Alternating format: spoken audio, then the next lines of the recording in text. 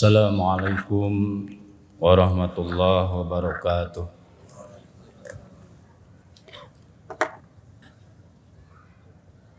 Alhamdulillah hamdan bila ghayah wa syukran bila nihayah. Asyhadu an la ilaha illallah wahdahu la syarikalah wa asyhadu anna sayyidana wa maulana Muhammadan abduhu wa rasuluh. Allahumma salli ala nuril anwar wa siril asrar wa tiryaqil aghyar wa miftahi babil yasar sayyidina Muhammadinil muhtar wa alihil athar wa ashabil akhyar adada ni'amillahi wa ibdalih. Amma ba'd, ayyuhal hadirun isma'u wa tadabbaru wa tafahamu bima qala Allah ta'ala fil Qur'anil Karim. A'udzu billahi minasyaitonir rajim. Bismillahirrahmanirrahim. Innani anallah la ilaha illa ana fa'budni aqimis salata li zikri. Shadaqallahul azim. Wa shadaqa rasuluhun nabiyul habibul karim. Wa nahnu ala dzalika minasyahidin asyakirin walhamdulillahi rabbil alamin. Hadirin sidang jamaah salat zuhur yang sama-sama mengharap ridha Allah Subhanahu wa taala. Setelah kita membacakan puji syukur melalui bacaan bismillah, alhamdulillah, salawat juga salam, dan mudah-mudahan aktivitas kita yang telah kita lakukan pada hari ini merupakan suatu amalan yang diterima oleh Allah Subhanahu wa ta'ala. Salawat beserta salam semoga dilimpahkan, dicurahkan pada baginda alam habibana wa maulana ajalul asfiya wa akramul anbiya wa akramul habaib nabiyuna Muhammad sallallahu alaihi wasallam. Hadirin jamaah rahimakumullah, sidang salat berjamaah zuhur yang sama-sama mengharap ridha Allah. Hari ini adalah sejarah mencatat, bahkan mungkin kejadian yang sangat spektakuler. Dari semua catatan yang saya khususnya memperhatikan, bahwasanya pada saat ini, tanggal ini bertepatan hari Senin bulan Rajab tanggal 27.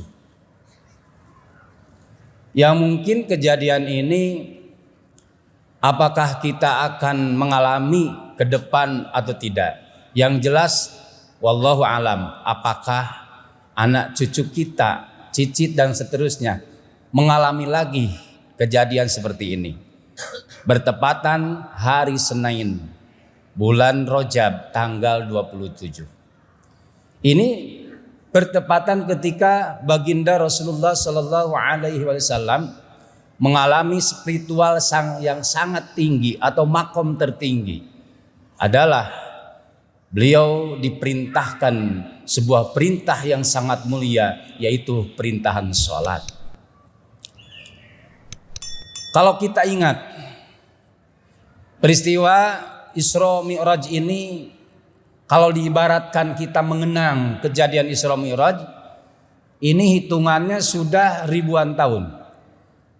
Kalau nggak salah tahun ini berapa? 1440 berapa? 46. Nah, kita melihat kejadian Isra Mi'raj itu kapan? Kejadian Isra Mi'raj itu adalah sebelum baginda Rasul melaksanakan hijrah dari Mekah ke Madinah, itu terjadi Isra Mi'raj. Berarti kalau diibarat kita mengingat peristiwa pertama kali dipardukannya sholat, sampai sekarang sudah 1447 tahun sholat diperintahkan. Dan tepat ketika Rasul diperintahkan sholat melalui Isra Mi'raj, Rasul tidak langsung melakukan sholat di waktu subuh. Tapi ternyata pertama kali dilakukan Rasul adalah di waktu sholat duhur ini. Tepat hari Senin, tanggal 27 Rajab, pertama kali Rasulullah SAW melakukan sholat. Ya tentunya sebelumnya ada sholat-sholat, akan tetapi sholat itu tidak dibakukan. Inna sholata kanat 'alal mu'minina kitaban mawquta. Saya mengambil mungkin kalau pakai judul di sini sekarang, apa kaitannya syahadat dengan sholat? Kaitan syahadat dengan sholat itu sebetulnya sangat erat. Yang menjadi pertanyaan adalah kita sudah mengetahui bahwa rukun Islam itu ada berapa? 5. Pertama syahadat, kedua sholat, ketiga zakat, keempat puasa, dan kelima ibadah haji. Saya mau tahu, kalau dalam sholat biasanya ada rukun, ada syarat, Pak. Kalau syarat itu 8 syaratnya, kalau rukunnya 17. Tapi kalau kita ditanya, kadang-kadang ini terlupakan. Kalau rukun sholat sudah pasti 5. Nah, kalau syarat kalau rukun Islam itu pasti 5. Tapi kalau ditanya, kalau syarat Islam itu ada berapa? Nah ini kita kan kadang-kadang kelewat ini sebetulnya. Kalau sudah tahu pasti mengatakan, oh itu pasti itu. Nah kalau rukun sholat ada 5, syahadat, sholat dan seterusnya. Bagaimana dengan syarat Islam? Tadi mah rukun Islam, ini syarat. Syarat Islam itu ada 8, Pak. Pertama berakal. Kedua balik. Ketiga adamul ikrah, tidak terpaksa. Keempat mengucapkan 2 kalimat syahadat. Kelima membacanya tertib. Keenam ittisal, membacanya harus nyambung. Ketujuh harus paham artinya. Kedelapan harus mengamalkan isi kandungannya. Ini yang termasuk yang disebut syarat Islam. Nah, kenapa harus ada syarat? Ini kan segala sesuatu yang berkaitan apalagi ibadah, ini ada persyaratan dan rukun. Termasuk Islam ini, penentuan ini dikatakan Islam atau tidak, apakah memenuhi syarat. Pertama berakal. Artinya berakal dikarenakan ini Islam wad'un ilahiyun sa'ikun lidzawil ukulis salimah. Adalah aturan Allah yang didesain langsung Allah yang mendesainnya, yang ditujukan kepada orang yang berakal sempurna. Artinya kalau orang yang tidak berakal tidak wajib beragama. Seperti orang apa? Orang gila. Kalau orang gila wajib sholat enggak? Enggak. Saya enggak mengatakan bahwa yang enggak sholat apa? Enggak. Tapi kalau merujuk ke hadis, wa'bud rabbaka tusamma akilan. Sembahlah Tuhanmu, Rabbmu tusamma, maka engkau akan dikatakan, akan disebut akilan, orang berakal. Kalau anak pesantren bisa memahami arti kata, artikulasi kata, ada yang disebut mafhum muwafaqah, ada mafhum mukhalafah. Mafhum muwafaqahnya adalah tusamma akilan, berarti berakal. Mafhum mukhalafahnya kebalikannya, goer akilan, begitulah. Kurang lebih seperti itu. Yang kedua adalah balik. Nah, yang belum balik berarti itu belum wajib sholat. Katakan anak-anak usia 4-5 tahun. Nah, akan tetapi Rasul memerintahkan muru auladakum bisolat. Perintahlah anak-anakmu dengan mengerjakan sholat. Nah, kita bertanya lagi. Biasanya kalau memerintahkan, kalau nyuruh, Pak, apakah sesuatu yang sudah tahu atau belum tahu? Yang sudah tahu. Misalnya nyuruh nyangkul kepada orang yang bisa nyangkul. Nyuruh jahit kepada orang yang bisa jahit. Berarti nyuruh sholat kepada anak-anak sudah belajar sholat. Artinya walaupun diperintahnya umur 7 tahun, anak ini sudah harus pandai sholat. Dari mana mulai belajarnya? Minal mahdi ilal lahdi. Mulai dari buayan. Di situ sudah harus belajar sholat. Nah disitulah kewajiban orang tua. Sekalipun anak ini belum wajib sholat, kalau meninggalkan sholat tidak dosa. Akan tetapi siapa yang dosanya? Ya bisa saja orang tua yang dosanya. Kenapa? Karena orang tua tidak membimbingnya itu. Kalau anak 4 tahun, 5 tahun belum sholat, ya nggak dosa. Coba kalau 50 tahun nggak sholat, 5 tahun belum sholat, nggak dosa, belum balik. Kalau 50 tahun belum sholat itu apa? Terbalik Pak namanya gitu. 50 tahun san sholat nggak balik gitu. Nah ini balik kan, dengan tanda-tanda baliknya. Dan yang ketiga adalah adamul ikrah. La ikraha fiddin, tidak ada paksaan dalam beragama. Kita lihat dan kita dengar, sering kita perhatikan bahwa orang-orang yang masuk Islam itu adalah rata-rata orang yang mencari kebenaran. Dengan ilmunya, dengan penelitiannya, sehingga mereka masuk ke dalam Islam. Kenapa? Dalam Islam tidak ada paksaan. Tapi dengan sendirinya mereka itu menerima hidayah daripada Allah Subhanahu wa taala. Tapi kadang berbalik, kalau orang Islam keluar dari Islam itu bukan karena apa? Bukan karena tadi pengetahuan, akan tetapi kadang-kadang karena kehidupan dan kebutuhan. Naudzubillah summa naudzubillah. Yang ketiga, yang keempat adalah mengucapkan 2 kalimat syahadat. Nah, di sini syahadat ini ada 3 syarat. Syarat syahadat itu ada 3. Rukun syahadat ada 3. 1 ma'rifat, kedua tasdik, ketiga nutku. Untuk mengucapkan 2 kalimat syahadat harus melalui ma'rifat. Ma'rifat itu apa? Mengenal. Mengenal Allah itu apa? Mengenal melalui sifat-sifatnya. La ilaha illallah, di situ ada 41. 20 yang wajib di Allah, 20 mustahil, 1 yang boleh atau wenang. Berarti 41. Muhammadur Rasulullah ada 9. 4 yang wajib, 4 yang mustahil, dan 1 yang wenang.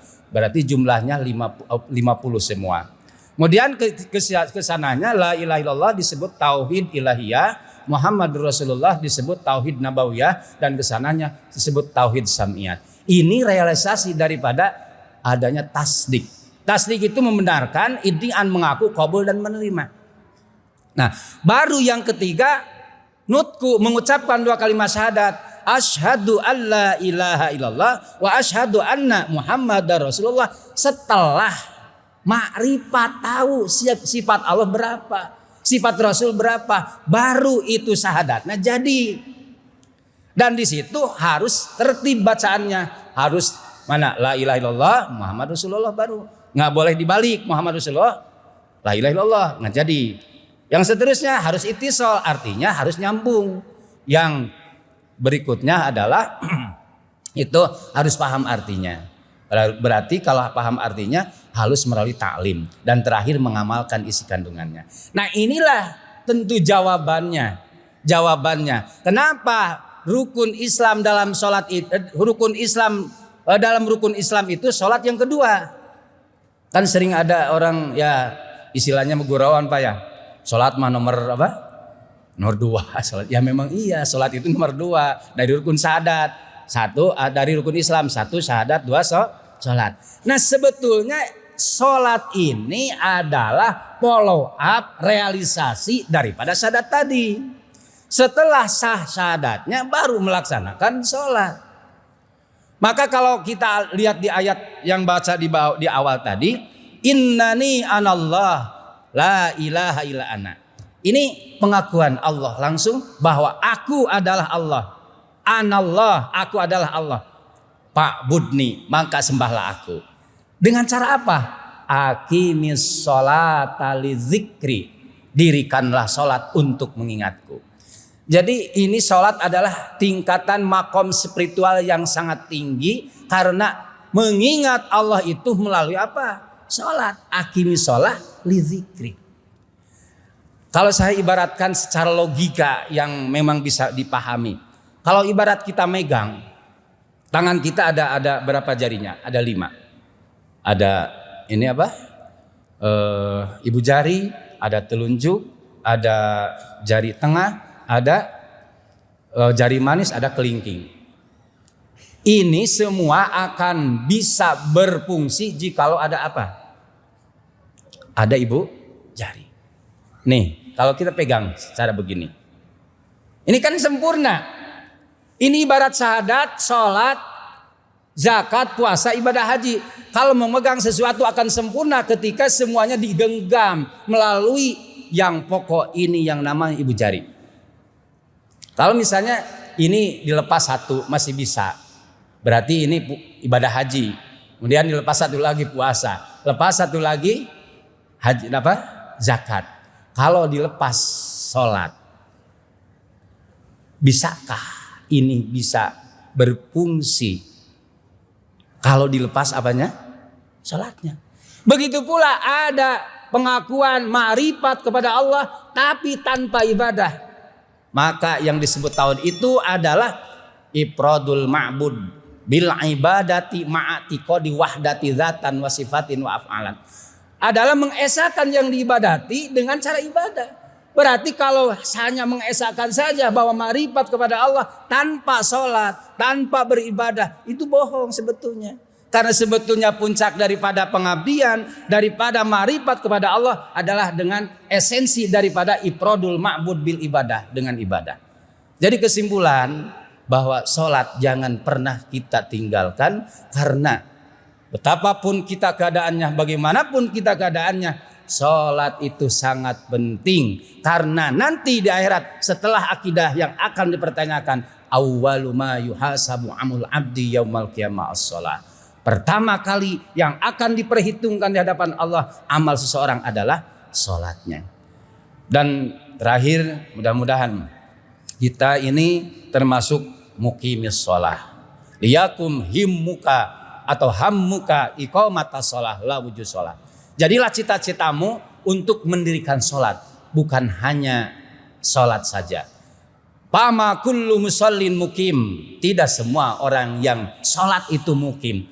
Kalau istilah bahasa Sunda mah sing netepan karena sholat, netepan di waktuna, netepan syarat rukuna, netepan dina lebihan karena perkara mata kabatalkeunana. Itulah yang dimaksud iqamatas sholah. Maka hanya orang-orang yang mukimis sholat ini yang akan selamat. Adapun hanya sholat saja, di situ masih ada ancaman. Fawaidul lil musallin alladzina hum an sholatihim sahun. Makanya sebuah ungkapan doa yang diungkapkan oleh seorang Nabi Allah menjelaskan di dalam Al-Quran, Rabbij'alni muqimis sholah wa min dzurriyyati rabbana wa taqabbal du'a rabbana ighfirli wali walidayya walil mu'minina yauma yaqumul hisab. Ini menandakan bahwa spiritual yang makomnya tinggi adalah iqamatus shalah, dan ini akan berpengaruh tentang kehidupan yang abadi, keselamatan dunia dan akhirat. Hadirin jamaah rahimakumullah, mungkin itu saja yang bisa disampaikan. Mudah-mudahan ada faidah dan manfaatnya. Mudah-mudahan Allah Subhanahu wa taala menjadikan kita semua adalah seorang yang tetap mendirikan salat, dan mudah-mudahan salat kita diterima oleh Allah Subhanahu wa taala. Wabillahi taufiq wal hidayah wal inayah wa ridha wallahul muwafiq ila aqdariq. Wassalamu alaikum warahmatullahi wabarakatuh.